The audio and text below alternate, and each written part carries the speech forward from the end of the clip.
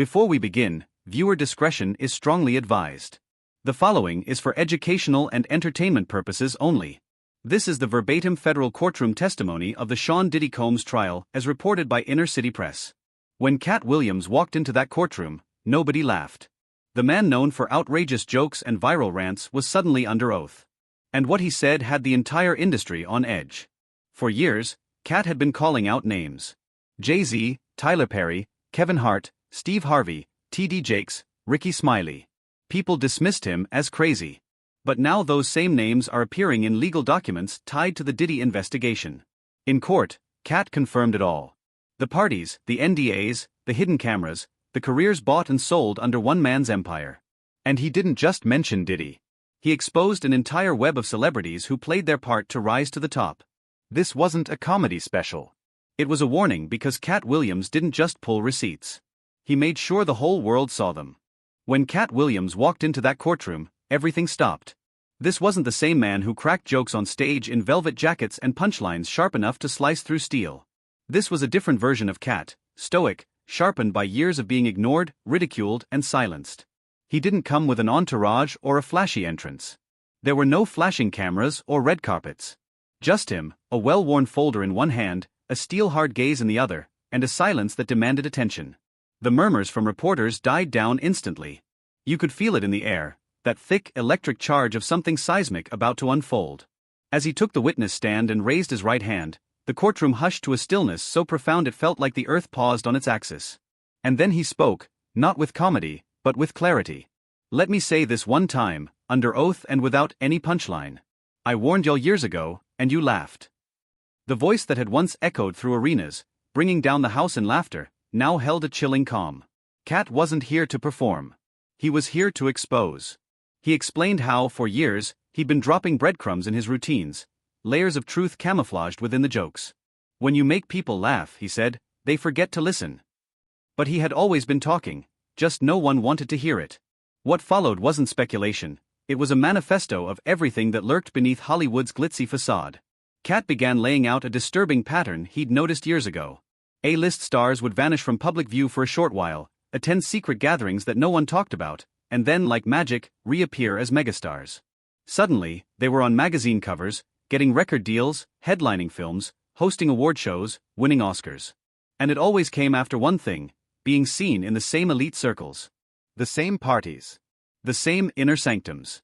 And who was always at the center? Sean Diddy Combs. According to Katt, Diddy wasn't just a music mogul, he was a gatekeeper. Not to fame, but to power. To access. To something far darker. "It's not about talent," Katt said flatly. "It's about control. It's about who you know, what you're willing to do, and more importantly, what you're willing to stay silent about." Then he delivered the chilling line that made the courtroom lean in: "I'm not here because I want to be. I'm here because if I don't talk now, I'll be next." With that, the tone was set. This wasn't testimony, it was war. And Katt had come armed with receipts. When the prosecution asked if he could name names, Katt didn't flinch. "Cool," he said. "I got names." And then, calmly, deliberately, he began listing some of the most powerful and protected figures in entertainment. Jay-Z, Tyler Perry, Kevin Hart, Ricky Smiley, Steve Harvey, Ludacris, LeBron James, T.D. Jakes, Ashton Kutcher, Justin Bieber. The names rang out like thunderclaps, each more shocking than the last. These weren't small-time gossip blog regulars. These were icons, billionaires, household names. Katt alleged that every single one of them had, at one point, been connected to Diddy's clandestine gatherings. These weren't ordinary Hollywood parties. They weren't about champagne and networking, they were rituals. They were about compliance. About compromising situations, silencing tactics, and leverage.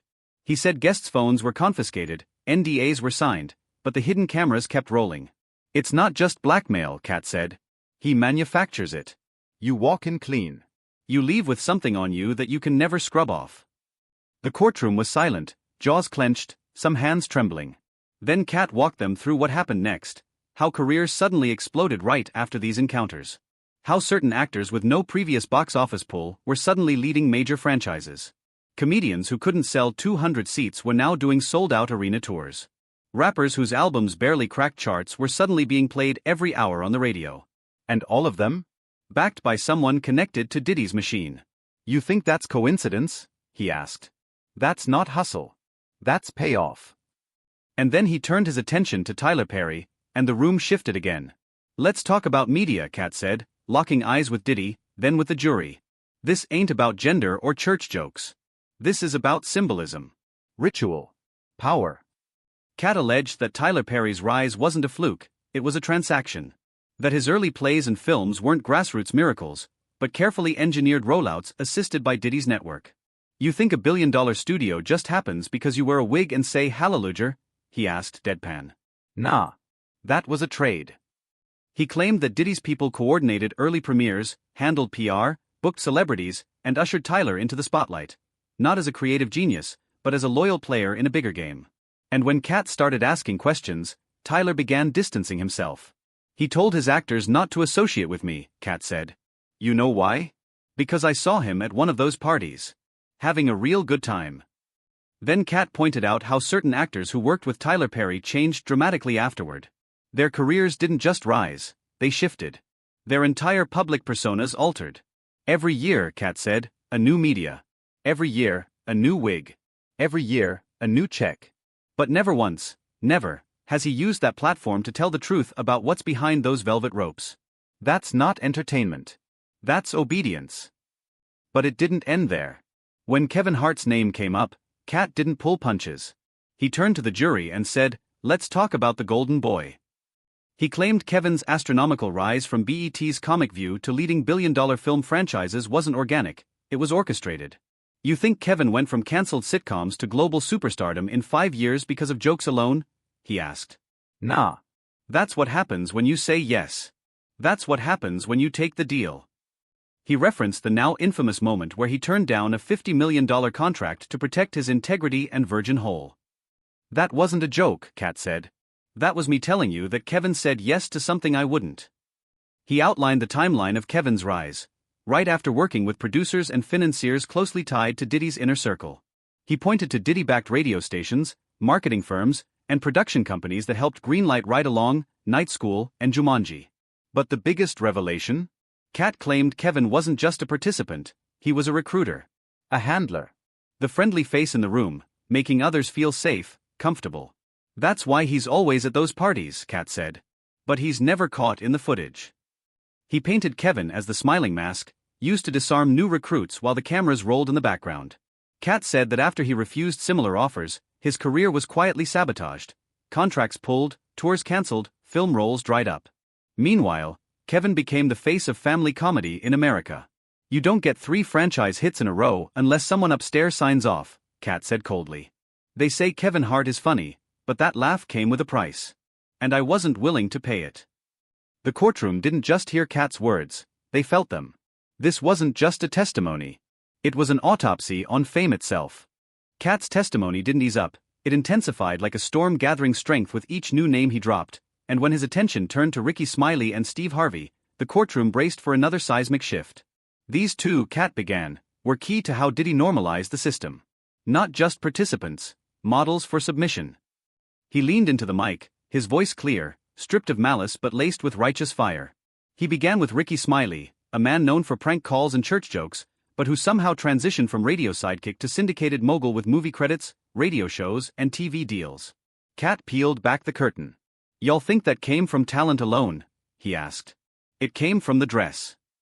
Katt revealed that Ricky's entry into the mainstream wasn't about his voice or his jokes, it was about how easily he could be molded. Ricky's climb started after he hit them Atlanta parties, Katt said. Not parties you can Google. These were controlled rooms. Invite only. You don't just walk in.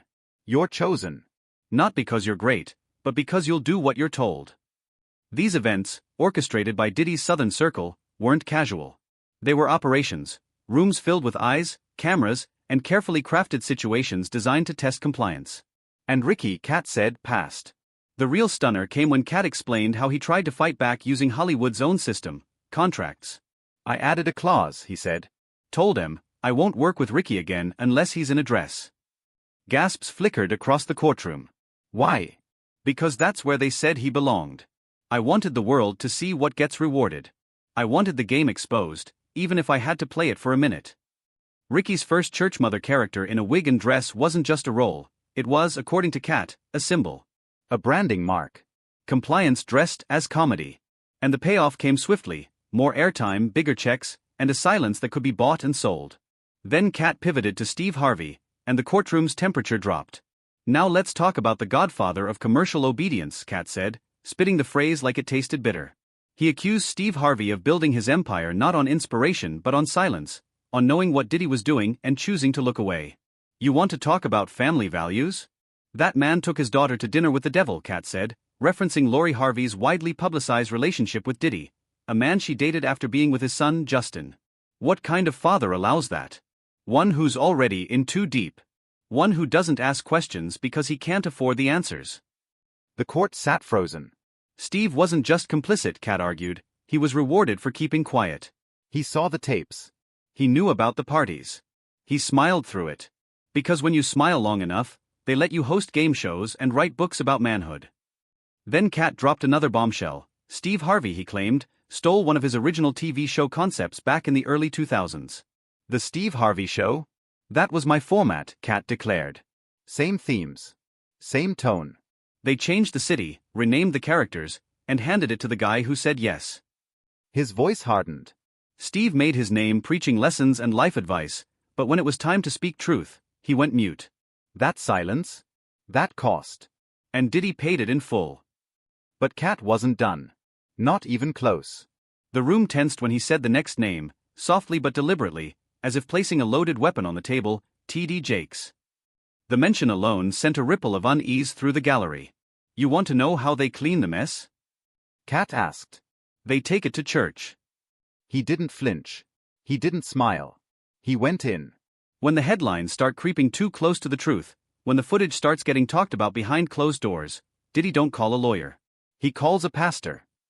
Katt alleged that T.D. Jakes wasn't just preaching to sinners, he was sanitizing the faces of sin.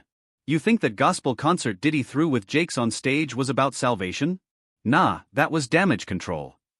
He described velvet rope barricades at gospel events, communion on gold-plated trays, VIP seating at what should have been a revival, turning the sacred into a spectacle.